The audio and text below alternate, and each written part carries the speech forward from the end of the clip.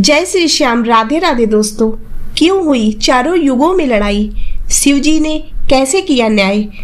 दोस्तों, एक बार चारों युग सतयुग, त्रेता युग, द्वापर युग और कलयुग बैठे हुए थे।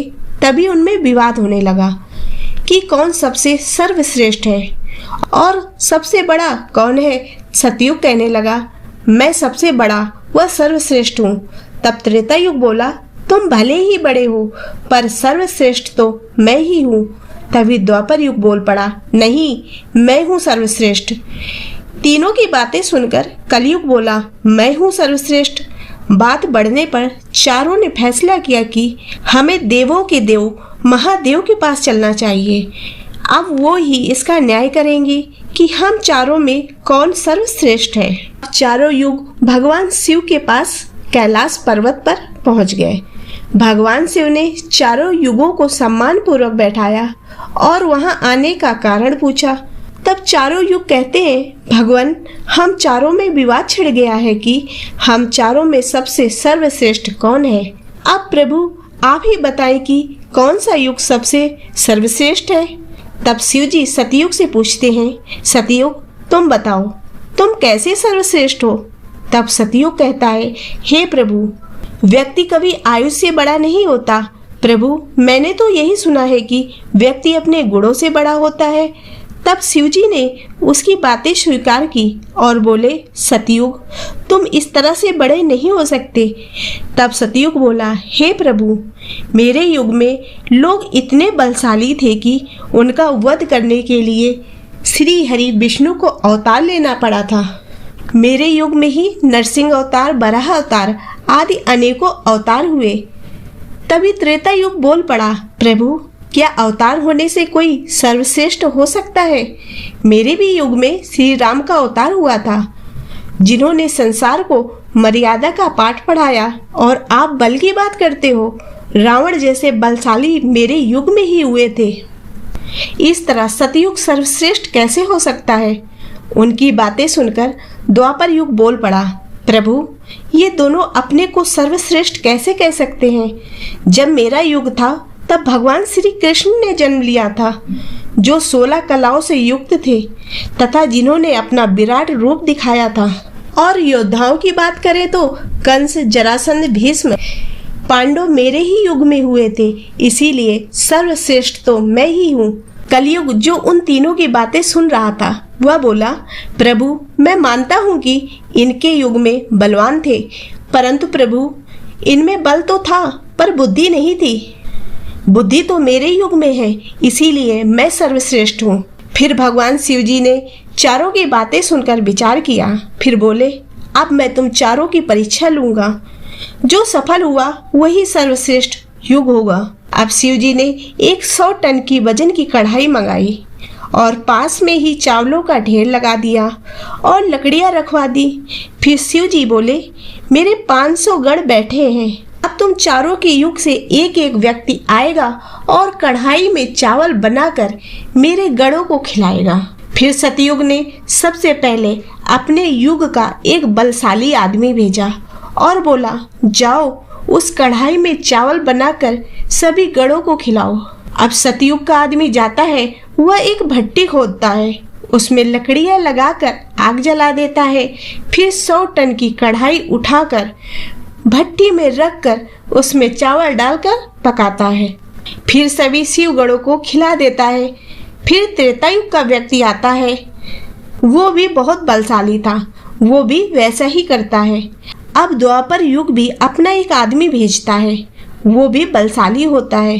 वो जाता है, भट्टी खोदता है, उसमें लकड़ियां लगाकर आग जला देता है और पूरी ताकत से 100 टन की कढ़ाई उठाता है और भट्टी में रख देता है और उसमें चावल डालकर पकाता है और सभी शिव गणों को खिला देता है। फिर शिव जी कलयुग से बोले, हे कलयुग, अब तुम्हारी बारी है, तुम्हें भी परीक्षा देनी है। तुम उस कढ़ाई को देख रहे हो ना, वो बहुत भारी है, तुम्हारे लिए उसका वजन कम नहीं होगा, तुम्हें भी उसे उठाना ही पड़ेगा, क्योंकि तुम मानने को तैयार ही नहीं हो कि तुम सबसे छोटे हो। तब कलयुग बोला, प्रभु, आप पहले से ही मुझे इस तरह से निराश ना करें। मुझे परीक्षा देने का मौका दे। उसकी बातें सुनकर तीनों युग हंसने लगे।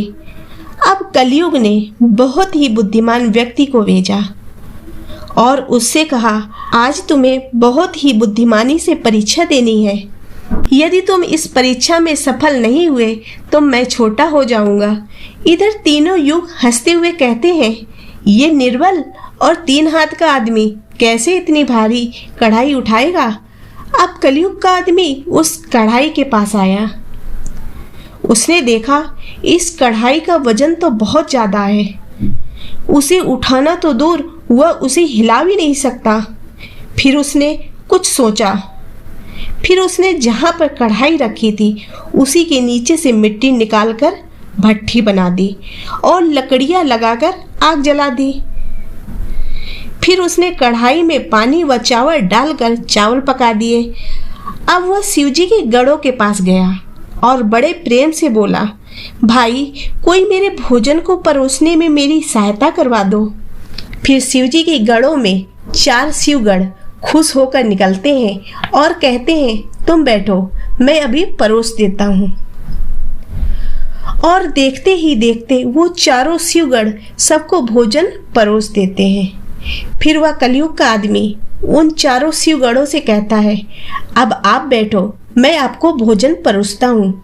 वे चारों शिवगढ़ खुश हो जाते हैं। इस तरह से कलयुग का आदमी मात्र 4 शिवगढ़ों को भोजन परोसकर वापस आ जाता है और कहता है कि मैंने आपका कार्य कर दिया।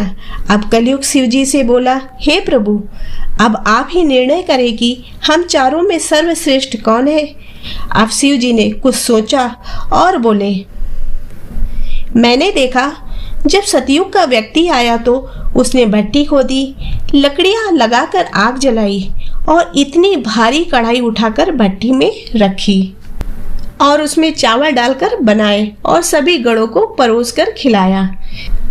जब त्रेता युग की बारी आई तो उसने भी वैसा ही किया और वैसा ही द्वापर युग के व्यक्ति ने किया। मगर आप लोगों ने ये नहीं देखा, ये कलयुग का आदमी जो 3 हाथ का था तथा शरीर से भी कमजोर था, जो शायद इस कढ़ाई को हिला भी नहीं सकता था, फिर भी उसकी बुद्धि तो देखो।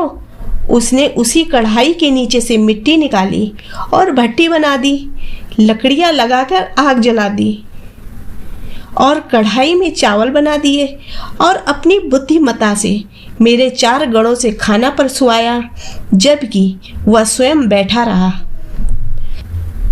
और फिर बाद में मात्र 4 गणों को खाना परोसकर खिलाया। इस तरह से उसने ज्यादा मेहनत भी नहीं की और अपनी बुद्धि से कार्य भी पूर्ण कर दिया। फिर भगवान शिव जी कहते हैं, कलयुग बहुत बुद्धिमान लोगों का युग होगा। इसमें मशीनों का आविष्कार होगा, इसमें बड़े बड़े बुद्धि वाले लोग होंगे। फिर शिव जी बोले, तुम लोगों ने देखा ये कलयुग का व्यक्ति कितना बुद्धिमान है। आगे भी कलयुग में इससे भी बुद्धिमान व्यक्ति होंगे जो बड़ी बड़ी मशीनों का आविष्कार करेंगे, जो तुम्हारे युग में संभव नहीं था। केवल शारीरिक ताकत से ही कोई सर्वश्रेष्ठ नहीं होता, इसके लिए बुद्धि की जरूरत होती है। इसलिए चारों युगों में कलयुग सर्वश्रेष्ठ है। इस तरह से चारों युगों का झगड़ा भगवान शिव जी के न्याय से खत्म हो गया और फिर चारों युग भगवान शिव जी को प्रणाम कर वहां से चले जाते हैं। तो दोस्तों, आशा करती हूँ कि आपको ये कहानी पसंद आई होगी। यदि ये कहानी पसंद आई हो तो इसे लाइक करें तथा चैनल को सब्सक्राइब करें।